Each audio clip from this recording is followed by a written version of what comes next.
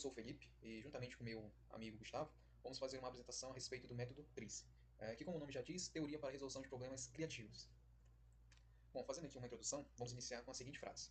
Ao contrário do que indica o senso comum, a criatividade pode ser controlada. A gente vai entender isso mais adiante, mas assim, de modo meio que tradicional, a maioria das pessoas, né, o senso comum acredita que a criatividade é algo nato, né, algo que é um talento, entre aspas, né, que cada pessoa tem o seu nível de criatividade. Algumas são mais criativas, outras menos criativas. Tudo bem, mas será que a gente não consegue mudar isso? Né? Será que estamos limitados? Segundo Gerd Salovich Altschuler, é um russo, ele não acredita nisso, né, que a criatividade é algo imutável. Né? Na verdade, ele desenvolveu um método, né, esse método que a gente vai estudar agora foi desenvolvido por ele ao longo de anos ali. Ele começou ali em meados do ano de 40, aí teve a publicação do seu método no ano de 50. Então, esse camarada aí, ele é um engenheiro, inventor, cientista, jornalista e escritor. Tem uma certa bagagem. Então, ele, junto com a equipe dele, né, eles analisaram uma centena de milhares de patentes, certo?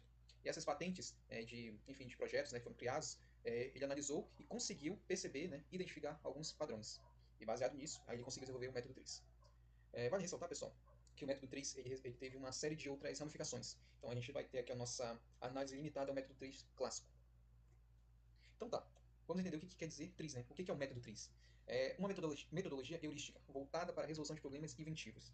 Heurística, pelo fato dele ter um embasamento ali forte, né, de conhecimento, onde ele estudou várias patentes, né, vários documentos, né, de projetos em várias áreas diferentes e conseguiu perceber que em todas eles tem coisas em comum. Então, ele é por isso que é heurístico. Método estruturado, ele tem ali toda a sua metodologia, é bem sistemático. Solução conceitual, isto é, voltada para humanos, né? Assim, quem melhor para entender um conceito do que o ser humano, né? Na época em que ele foi desenvolvido esse método para que seres humanos fossem capazes de utilizá-lo, e não máquinas, não robôs. Voltada para problemas em que há contradição. Isso daqui é algo muito importante, tá? Do método TRIZ.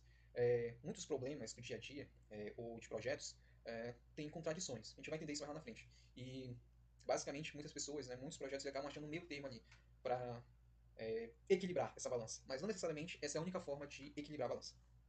Então, o método TRIZ também considera várias áreas, né? Ele considerou no estudo dele todas essas áreas. Ele fez estudos na área de engenharia, informática, publicidade, arte, pedagogia, administração e várias outras. Então, níveis inventivos. Isso aqui é importante, tá? Para a gente dar prosseguimento aqui no nosso entendimento. Níveis inventivos, a gente pode entender como sendo uma forma de eu conseguir classificar um problema. Um problema no caso de projeto, né? Pode ser algo simples, né, de menor complexidade, até uma maior complexidade. Então, a gente tem o nível 1, problemas que são rotineiros, né, problemas de fácil resolução, problemas que meio que todo mundo já está acostumado a resolver. Geralmente, uma pessoa é capaz de resolver. Nível 2 é um conhecimento, problemas que exigem um pouquinho mais de conhecimento do inventor. Ok? Então, ali vai precisar de talvez mais membros trabalhando junto para poder conseguir resolver esse problema, achar essa solução. Nível 3, olhando aqui na perspectiva de uma empresa, há mudanças significativas na introdução de novos elementos. Isto é, pode ter tecnologias mais avançadas, mais novas no caso, não necessariamente novas para o mercado, mas novas para a empresa. E aí o que difere do nível 4? Princípios de funcionamento diferente dos tradicionais. É quando você tem um produto, e para quem já tem uma noção aí, quando esse produto basicamente passa por um projeto radical. Quando basicamente toda a estrutura dele, que ele tinha ali como base, não 100%, não vamos radicalizar tanto, mas boa parte dela, vamos dizer que mais de 50% foi aprimorada, foi melhorada de forma assim, bem significativa. E aí acaba se tornando algo mais extraordinário. Então esse já é o nível 4.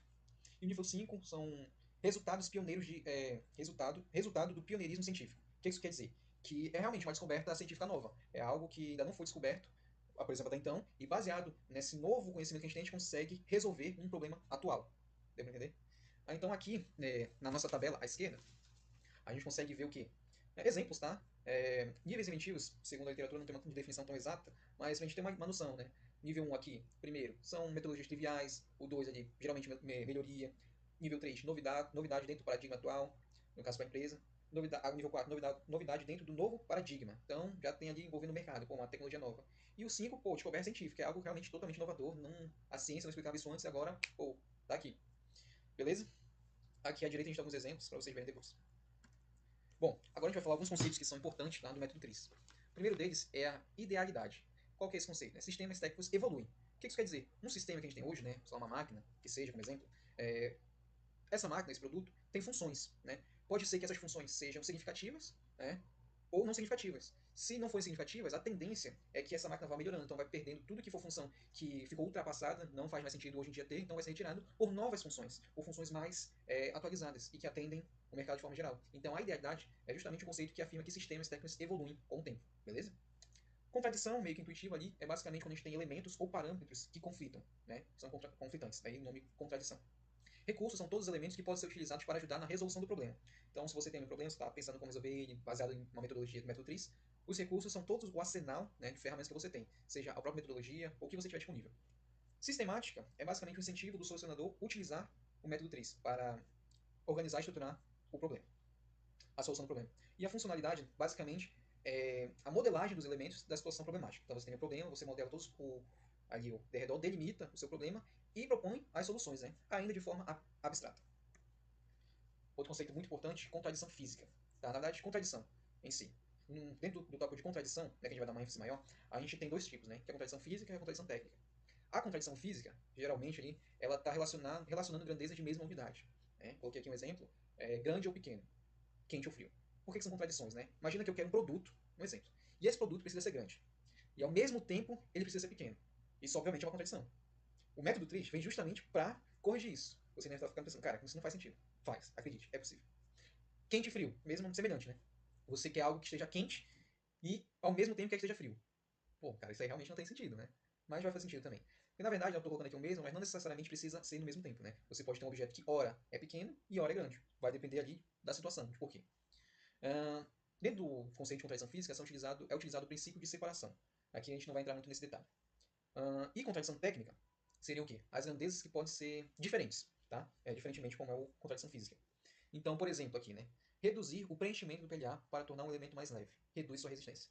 Isso daqui é um exemplo, né, de um projeto que eu estou fazendo juntamente com o Gustavo, que é basicamente a gente vai fazer uma fornilha e ela precisa ser resistente, mas ao mesmo tempo ela precisa ser leve.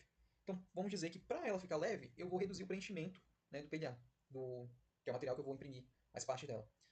Mas ao mesmo tempo que eu reduzo o preenchimento, ela torna menos resistente, ela reduz a resistência dela. Então, estou tendo ali uma contradição, mas não necessariamente na mesma unidade. Né? Redução do preenchimento do PLA. Preenchimento é a unidade, sei lá, massa por volume, correto? E a resistência vai ser algo ali por MPa, correto? Que seria a resistência do material. Então, são grandezas que podem ter unidades diferentes. Essa contradição técnica aqui, ela utiliza um método de resolução que é a matriz de contradições para a resolução de problemas. A gente vai ver essa matriz agora. Bom, existe uma série, né, de segmentos que podem ser utilizados para ajudar a resolver um problema dentro do método TRIZ. E aí existe uma matriz, né, que ela não está completa, essa é uma parte dela, que ela tem 40 itens, certo? E onde eu posso identificar uma característica de melhoria e, baseado nessa característica, qual que é a contradição, qual que é a consequência, tá? Por exemplo, né, imagina que a gente tenha uma latinha, né, uma lata normal, que ela é feita de alumínio, a matéria-prima dela é alumínio. E eu quero reduzir a espessura, né, dessa latinha, o alumínio, eu vou reduzir a matéria-prima, para gerar, enfim, para reduzir custo de fabricação. Bom, se eu reduzo isso, a espessura dela, ao mesmo tempo, o que vai acontecer? Ela vai perder a resistência. Então, justamente aí, qual que é a característica que eu estou removendo, alterando no caso? Essa característica vai estar nessa tabelinha aqui da esquerda, deixa eu pegar aqui o laser, vai estar para cá, e a consequência, que é a resistência dela ser alterada, vai estar nessa tabelinha aqui de cima, beleza? E aí você vai ter que fazer uma análise, né? Pô, mas aqui eu alterei ali a espessura dela, onde é que ela se encaixa? Peso do objeto, comprimento, será? Dimensão aqui, talvez? Enfim, tem que fazer uma análise, e aqui também a característica contraditória. Aqui não aparece, mas provavelmente o que seria tensão, tá? Não tá aqui. Aqui, ó, força ou pressão. Beleza? Geralmente, a tensão, tá? Então aí a gente já teria a tensão, que seria a resistência, né? Que seria a unidade de MPa. E a gente vai fazer aqui uma correlação, né? Aqui, comprimento do objeto parado, força ou pressão. Ele vai me dar justamente esse ponto bem aqui. Aí, Felipe, o que seriam esses números? 1, 14 e 35. São justamente os níveis lá de método de resolução que você pode utilizar. Nesse caso aqui, o 1 é segmentação, 14 acredito que seja curvatura, e o 35 é transformação físico-química. Beleza? Basicamente, essa é a parte da matriz de contradição. Dando continuação ao Felipe, agora eu vou explicar o passo a passo do método TRIZ. Bom, primeiro a gente tem que precisamos ter a definição do problema. O que seria a definição do problema?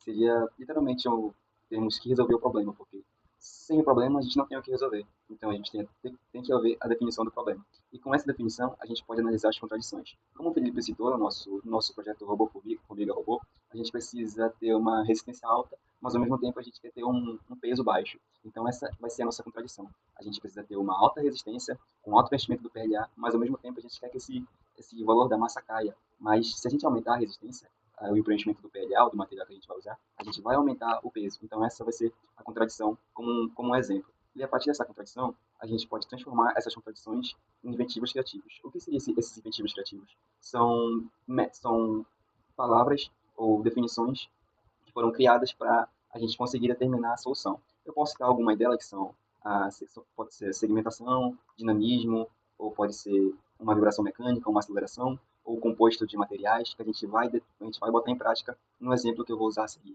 E a partir desse inventivo criativo, a gente vai gerar ideias de acordo com cada inventivo criativo. Então, se você ter 3 inventivos criativos, você vai ter que ter 3 ideias, e nessas 3 ideias você vai ter que criar soluções práticas a partir dela. Então é tudo muito unido, tudo um passo a passo que tem que ser seguido consideravelmente para poder achar a solução. E a partir dessa solução prática, a gente pode decidir qual vai ser melhor, determinado custo, ou tempo, ou recurso, para poder encontrar a solução final. E a partir desse passo a passo, a gente vai fazer um exemplo e vai ficar bem claro esse passo a passo. Bom, um exemplo que a gente tem é o seguinte: a gente precisa projetar uma embarcação de forma que a cavitação que acontece no rotor ou na bomba, ele não afete o casco. Por quê? Porque se afetar o casco, a gente vai ter prejuízo, porque esse casco vai ter que ser trocado e pode gastar tempo, pode gastar dinheiro, que esse barco não está parado. E como a cavitação ela vai acontecer naturalmente, então é melhor que ela aconteça só só no rotor da bomba, que vai ser um processo onde esse fenômeno já é esperado. O que causa a cavitação? A cavitação ela vai causar uma erosão e um ruído e uma perda de eficiência. Só para explicar de maneira geral o que é a cavitação ela é um fenômeno que acontece em bombas ou em rotores, principalmente, que quando a gente tem uma área de baixa pressão, e nessa área de baixa pressão a gente vai encontrar um fluido que tenha uma pressão abaixo do vapor. O que seria isso? Esse fluido ele vai entrar em vapor de baixa pressão e quando ele encontrar uma área de alta pressão, ele vai implodir, voltando ao processo, ao estado líquido de novo. Mas quando ele volta ao estado líquido, ele gera uma quantidade grande de energia. E essa quantidade grande de energia, quando vai batendo na barra do rotor, ele vai danificando, causando erosão e causando ruído também. E a partir disso, vai ter que trocar, vai ter que gerar gastos, gera tempo parado. E é melhor que esse fenômeno seja aconteça somente no rotor na bomba, porque se acontecer no casco, o prejuízo é maior. E a partir desse exemplo, a gente vai usar os inventivos do método TRIZ. Tá? Os inventivos que a gente determinou foram o revestimento, a dinamização e a segmentação. O revestimento ele seria reforçar o material onde ocorre a cavitação. A dinamização ela ocorre adaptar o fluxo para que esse vapor ele seja segmentado apenas a uma determinada área que seja planejada para receber essa energia quando esse vapor implodir. E a segmentação, ela seria a gente separar o rotor, separar só aquela parte que vai receber essa quantidade de energia e a gente poder substituir essa parte. Tá? Seguindo, a gente consegue algumas soluções práticas. Quais serão essas soluções? A gente conseguiu 2 soluções. A solução 1, ajuste das bordas nas regiões de separação do fluxo para reduzir gradiente brusco de pressão e evitar vórtices de baixa pressão. Solução 2, redesenho da hélice ou do posicionamento. A hélice muito próxima ao casco provoca áreas de baixa pressão no casco. Afastar ou usar a hélice com maior área de risco reduz picos de pressões negativas. Tá? A partir dessas soluções práticas, a gente vai desenvolver qual solução é melhor, que gaste menos tempo, menos recursos e que seja um custo-benefício melhor. A partir dessas práticas, a gente executa algumas soluções finais. A gente pode fazer uma combinação de todos os inventivos criativos. Então, na primeira solução, a gente tem o isolamento da hélice do casco, aumentar o espaço entre lâminas de casco. O que seria? Seria como a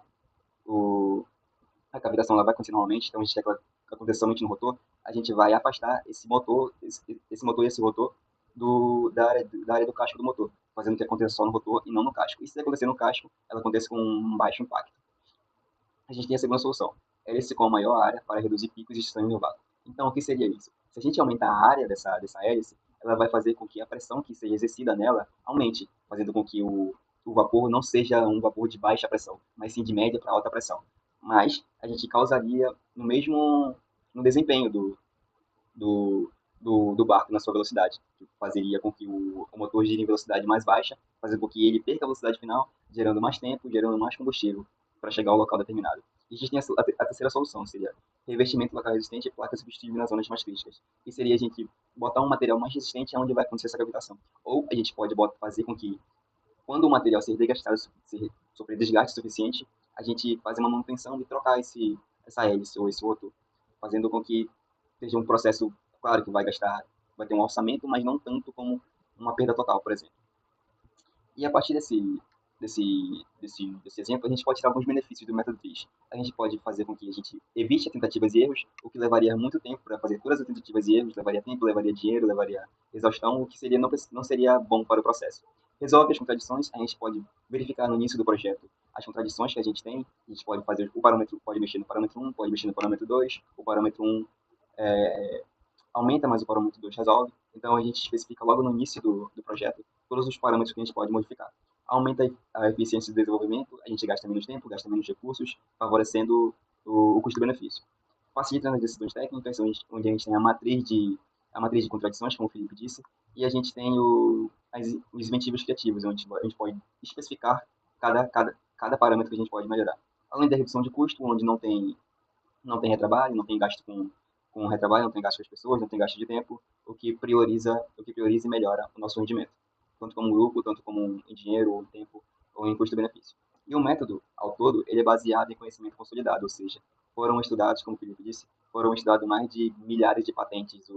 O criador fez com que os seus trabalhadores observassem mais de milhares de patentes para encontrar um padrão. Então, ele é baseado em métodos consolidados. E partindo para o final da apresentação, a gente tem algumas referências, a gente tirou todas essas informações. E aqui são as principais 4 referências que a gente tirou todas essas informações do trabalho.